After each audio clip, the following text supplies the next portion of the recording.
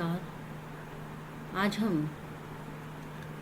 मलिक मोहम्मद जायसी जी के बारे में अध्ययन करेंगे। मलिक मोहम्मद जायसी प्रेम मार्गी शाखा के प्रतिनिधि और सर्वश्रेष्ठ कवि के रूप में जाने जाते हैं। आपका जन्म 1550 संवत और आचार्य शुक्ल के अनुसार 1492 में हुआ था। आपका जन्म स्थल गाज़ीपुर माना जाता है और चूँकि वे रायबरेली ज़िले के जायस नामक गांव में आकर रहे थे, इसीलिए उनको जायसी कहकर पुकारा जाता था। मलिक उनके वंश का नाम था। इस प्रकार पूरा नाम उनका हो गया मलिक मोहम्मद जायसी।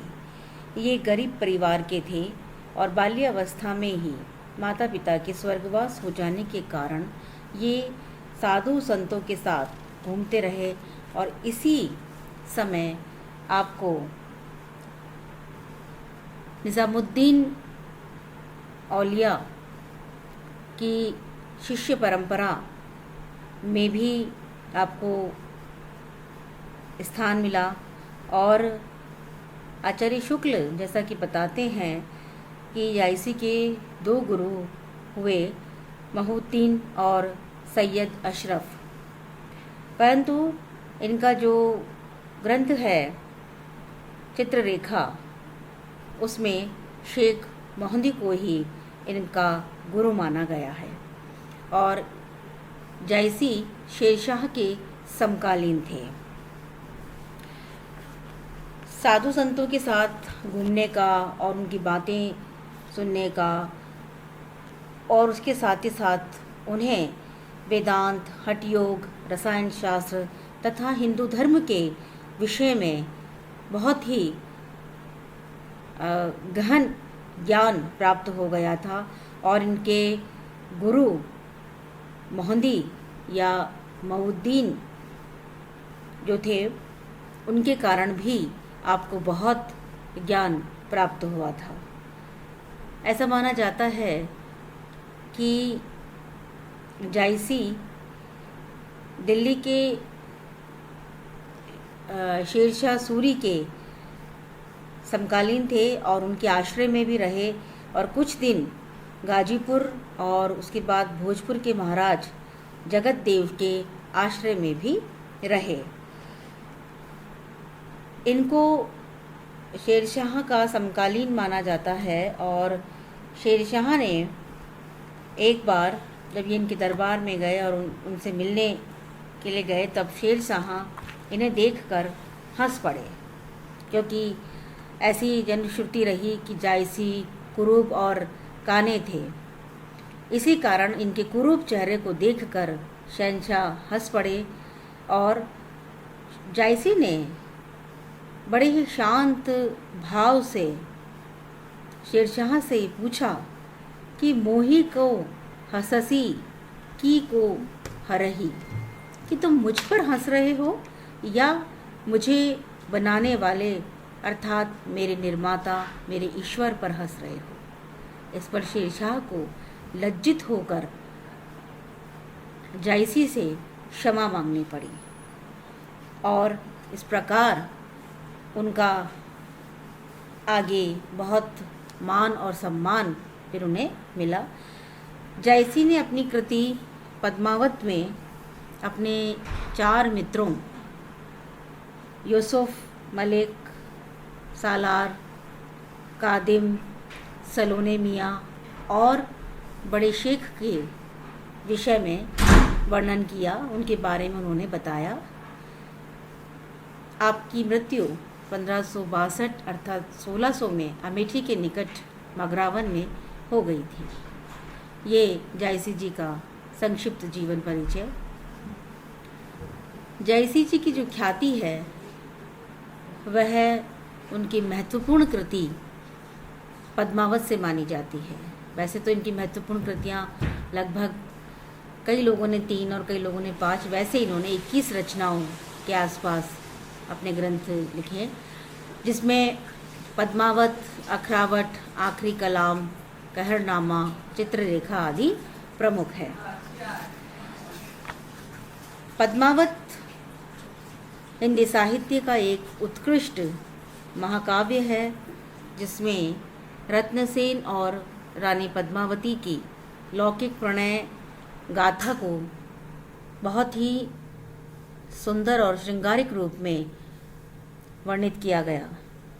पर इस लौकिक प्रणय कहानी के द्वारा अलौकिक प्रेम की अभिव्यंजना कराई गई और लोक प्रचलित हीरामन सुआ और रानी पद्मिनी की कथा को काल्पनिकता और ऐतिहासिकता के ताने बाने में आबद्ध कर कवि ने असाधारण सफलता के साथ ग्रंथ की रचना की है।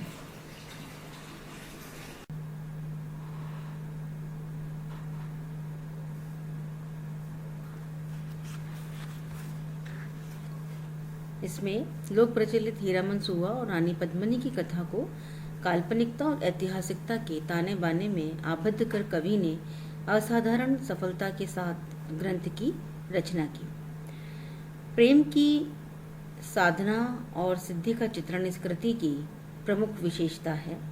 हिंदू और मुस्लिम के आपसी तनाव को मिटाकर सांस्कृतिक समन्वय की स्थिति का महत्व साहित्यिक दृष्टि से तो है ही, सांस्कृतिक दृष्टि से भी कम नहीं है। आलोचकों ने इसे अन्योक्ति काव्य समझा और कुछ ने इसे समासोक्ति माना, परंतु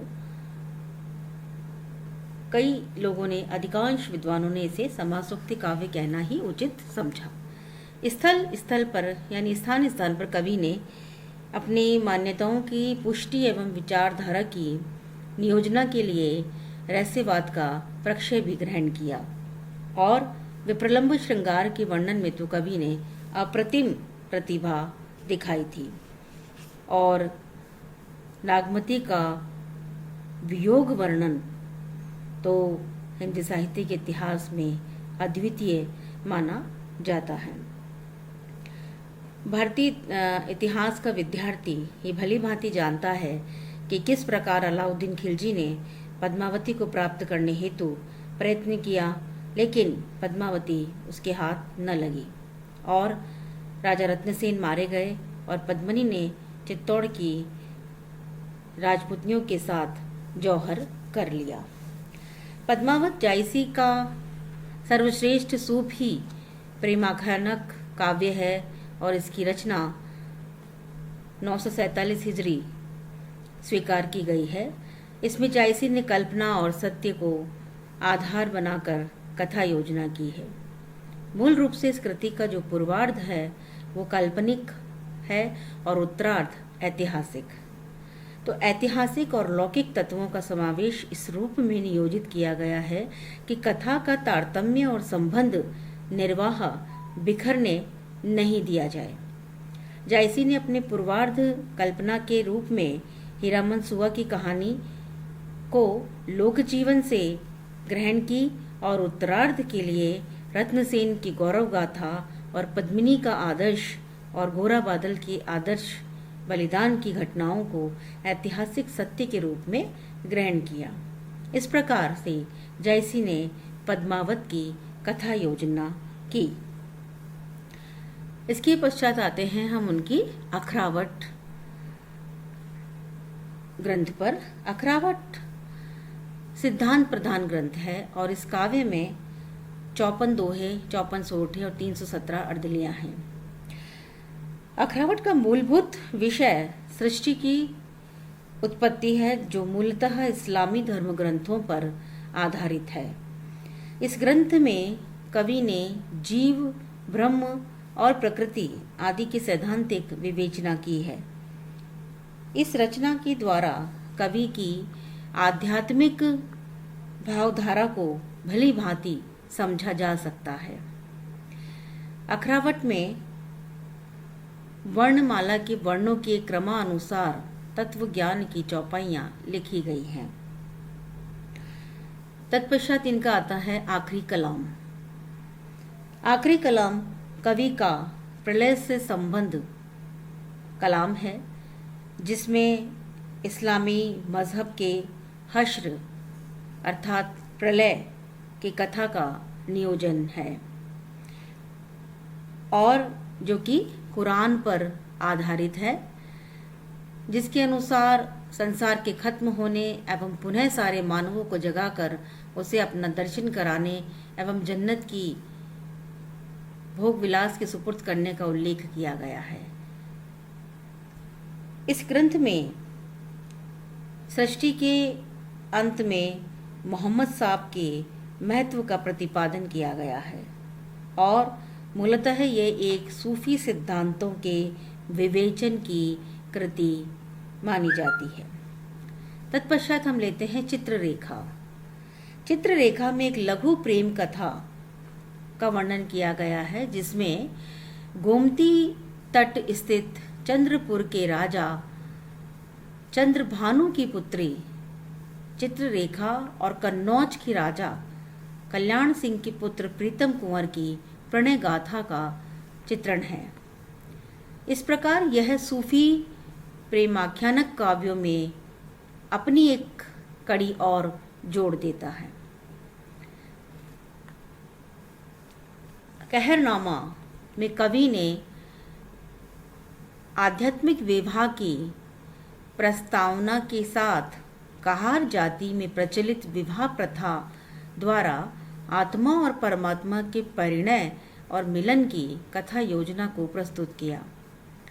कहरनामा कहारों के लोकगीत कहरवा की लोक धुन पर आधारित काव्य है, और इसके अतिरिक्त इनकी जो एक और कृति का नाम लिया जाता है, जो कि काफ़ी चर्चा में रहती है, वो है मसलानामा। मसलानामा में भी कवि की ईश्वर भक्ति और प्रेम निवेदन का चित्रण किया गया है। अब हम बात करते हैं जायसी के काव्य की विशेषताएं। अभी हमने उनकी रचनाओं के बारे में जानकारी ली। जायसी की रचनाओं में विविध रसों का समावेश बड़ी ही सफलता के साथ किया गया है। जायसी का स्थान प्रेम आख्यानकारों में निसंदेह सर्वोच्च है, और उनकी जो प्रबंध पटुता की अद्भुत क्षमता से युक्त पद्मावत काव्य हिंदी जगत में अन्यतम है। उनका संयोग एवं वियोग श्रृंगार फारसी की मसनवी शैली पर आधारित होने पर भी हिंदू संस्कृति को समेटे हुए है, और हिंदू पात्रों की योजना में हिंदुत्व की रक्षा की गई है। तो हिंदू संस्कृति के अंतर्गत अनेक दार्शनिक एवं धार्मिक तथ्यों की चर्चा करना भी कवि नहीं भूला, और उन्होंने भारतीय ज्योतिष, हठ योग, कामशास्त्र और रसायन शास्त्र का भी उनको जो ज्ञान था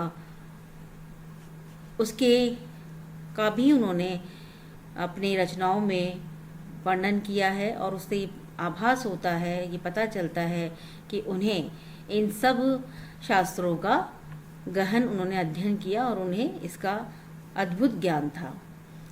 इसके बाद आते हैं हम जायसी की भाषा पर। जायसी ने ठेठ अवधी भाषा का प्रयोग किया तथा भारतीय दोहा और चौपाई छंदों को अपनाकर अपनी रचना तंत्र का सुंदर निर्माण किया।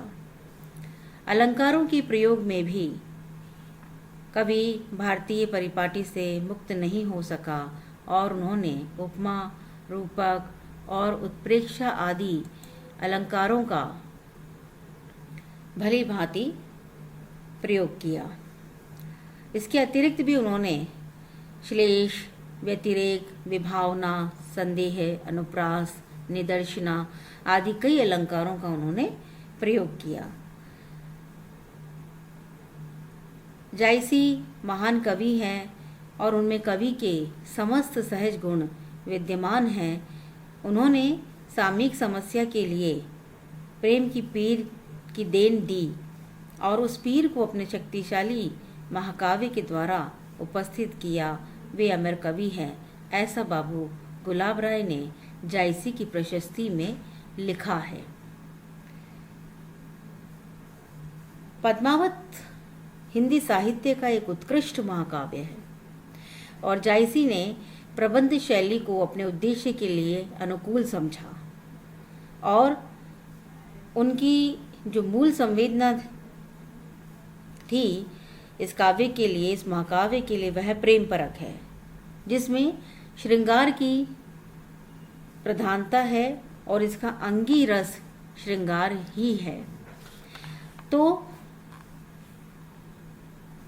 और अंतिम पद्मावत में उनका प्रारंभिक जो रस लिया उन्होंने वो श्रृंगार लिया और अंत जो लिया उन्होंने उसमें शांत रस को उन्होंने लिया है। तो प्रेम और विरह के वर्णन के समय कवि ने संयोग एवं वियोग दोनों की ही अनिवार्यता पर पूरा बल उन्होंने दिया था। प्रकृति चित्रण हो, आध्यात्मिक तत्वों की रहस्य योजना में अलंकारों की उन्होंने पूरी सहायता ली है और उन्होंने इस प्रकार अपने प्रिय अलंकारों का सभी का उन्होंने इसमें उपयोग किया है। अनुभूतियों के यथार्थ चित्रण से काव्य में एक विशेष सौंदर्य उत्पन्न होता है और कहीं कहीं कवि ने सौंदर्य की अभिव्यक्ति के लिए प्रकृति का प्रयोग अप्रस्तुत विधान के रूप में किया और नागमती की जो वियोगा अनुभूतियाँ थी किसी वैयक्तिक भावना तक ही सीमित नहीं थी। उन्होंने उसे प्रकृति के साथ बहुत ही सुंदर तरीके से जोड़कर उसकी भावनाओं को बहुत ही सुंदर ढंग से अभिव्यक्त किया। जायसी का प्रेम एकनिष्ठ प्रेम था और साधक के लिए उसमें कोई विघ्न बाधा नहीं डाल सके, ऐसा उन्होंने उसमें प्रयत्न किया। दूसरी बात यह है कि जायसी ने रहस्यवादी प्रेम को भी उद्घाटित किया और समस्त प्रकृति के संपूर्ण प्रसाद को प्रभु का स्वरूप मानकर प्रेम में डूबते और उतराते रहे, कहीं उसके संयोग और कहीं उसके वियोग में सुखी और दुखी होते हुए। प्रकृति के संकेतों से वे अलौकिक पीड़ा की प्रेरणा भी देते हैं और उनका पारलौकिक आनंद इतना असीम है कि उससे बाहर आना किसी को इष्ट नहीं हो सकता। तो इस प्रकार उन्होंने प्रकृति चित्रण और आध्यात्मिक तत्वों की रहस्य योजना में अलंकारों की पूरी सहायता लेकर उसे अपने ग्रंथ में लेकर उसे सार्थक बनाया। जायसी के काव्य की अन्य विशेषताएं क्या हैं कि उन्होंने हिंदू धर्म की पारिवारिक, सामाजिक, सांस्कृतिक उदारता पूर्वक उन सब का चित्रण उन्होंने किया और जायसी ने फारसी की मसनवी शैली का उपयोग किया, प्रबंध काव्य शैली को उन्होंने अपनाया, समासोक्ति और अन्योक्ति तथा प्रतीकात्मक शैली का भी आपने उपयोग किया और जायसी ने श्रृंगार रस के दोनों पक्षों का भी बहुत ही प्रभावशाली रूप से वर्णन किया है और उसमें उन्होंने श्रृंगार के अलावा वीर, करुण, विभत्स, शांत, अद्भुत आदि रसों का भी आवश्यकता अनुसार उन्होंने प्रयोग किया है। इसके साथ ही साथ जायसी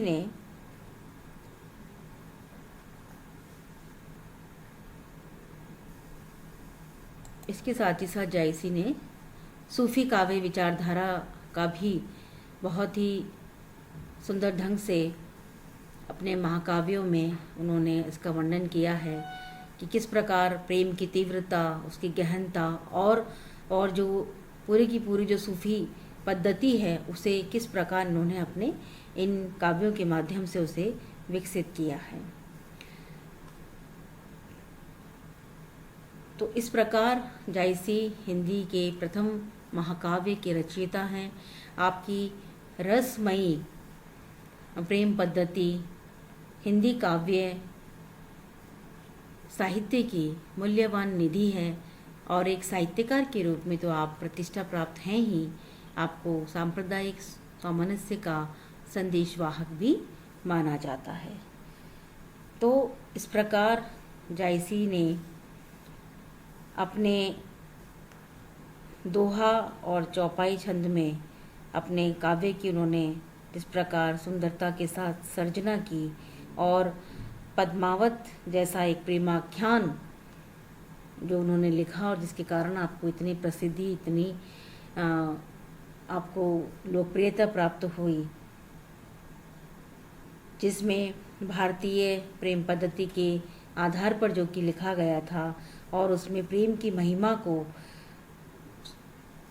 इतना अधिक सही निरूपित किया गया कि उसके समकक्ष आज और कोई दूसरा महाकाव्य नज़र नहीं आता है। तो जायसी की भाषा ठेठ अवधि रही और भाषा उनकी बहुत ही सरल और विदग्धतापूर्ण है और ठेठ अवधि के शब्दों का उन्होंने प्रयोग किया। प्राचीन कवियों एवं सूफी कवियों की शैली का समन्वय करके उन्होंने अपनी एक निज की शैली बनवाई और उसे मसनवी शैली कहा गया।